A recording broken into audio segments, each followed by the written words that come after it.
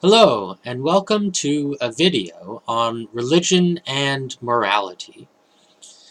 In this video, I'd like to discuss the two major views on the relationship between religion and morality, and give my own view, which is neither of those two. So the two major views, the first is what I would call the religious attitude, or the religious view, and that is that one cannot conceive of morality without religion. Religion is the foundation for morality, absolutely speaking. So one cannot even think morally, or in terms of a moral law, without basing that morality on religion. The second view is that moral conduct is simply independent of religion. One can be moral without being religious. And I disagree with both of these views.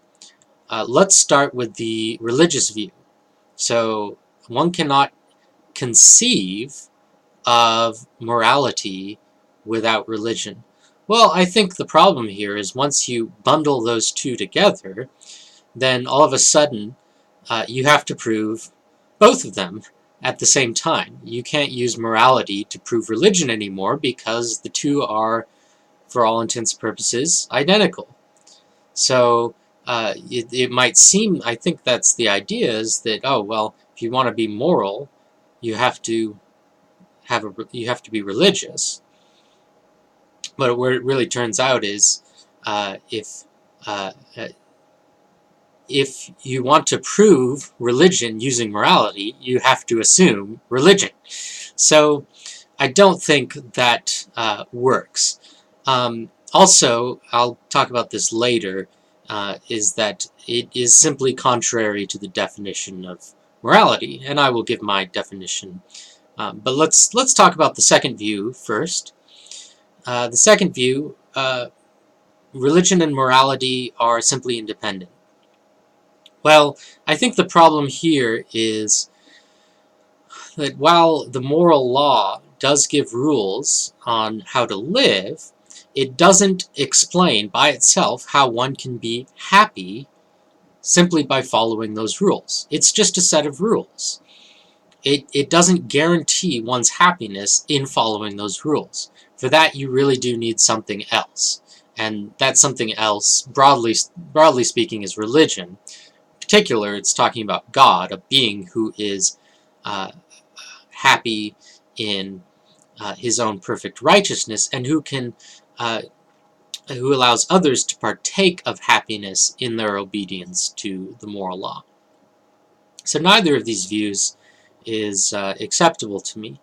So my own view is that while one can conceive of morality without God or without religion, that one cannot practice or one cannot carry out that morality, which is the whole point of morality, it's to do it, but one cannot do it without belief in God. So first of all, let's define morality. This is not easy to do, but the simple definition that I give is that the moral law is a concept that contains the ground of an intuition. An intuition not being in the common sense like a gut feeling. That's not what I mean. I mean more like a perception, and you might say an experience. It's a concept that contains the ground of something, an intuition of an object outside of oneself. The idea here is that all I have to do to be persuaded that I should obey the law is conceive of it. The moment I conceive of something of the good and of something that is good, I have to do it, because that's what goodness is. So the issue here is that I also want to be happy, and that's not so much a conceptual need as it is an intuitive need. I desire to be happy. No matter what choice I make, I am invariably going to choose and can only choose something if my happiness is bound up in it. And I think the same goes for all human beings. It's a straightforward argument, I suppose. But quite simply, happiness is the agreement of an object with the will. So if the will wills an object, it wills also agreement of the object with the will, which is pleasure, and the complete agreement of, you know, the complete conformity of the world with one's own will or desire is what we call happiness. So if I will anything, I will the happiness that comes from accomplishing and for the realization of my own will. So I want to be happy, and that is altogether distinct from the moral law, because that's purely conceptual. So my obedience to the law has to be united with happiness, which is what I call, or what I'm going to refer to as blessedness. That union of obedience with happiness, or just generally lawfulness with happiness, is blessedness. And in order for that blessedness to itself be righteous and lawful, it has to be identified with righteousness. And that identity I call holiness. That identity is itself refers not simply to a concept, but to an intuition, the intuition of a being or an object, which is God, a holy, an inwardly lawful being. God is righteous, blessed, and holy. There's some holy being in whom all our lawful desires are united, and in whom they can be realized through obedience to the moral law.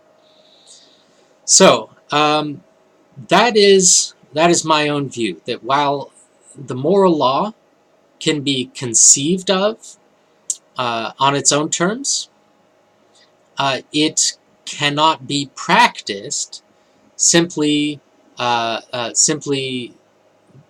through its own means, or rather simply through its concept, but through a being who is himself the moral law. So it's not in that sense reaching outside of morality, but outside of the concept of morality to a moral being, a perfectly righteous being. And in that way, one is confronted with a choice to either obey the law or disobey the law. And if one chooses to obey the law, then there is hope in God for a reward in accordance with one's obedience to the law. In that way, the moral law can be used to demonstrate religion, but really only to those who choose to obey the moral law. And also in that way, we preserve really what is the problem of the moral law, which is not how can I conceive of the law, but how can I do it? The whole point of the law is to do it.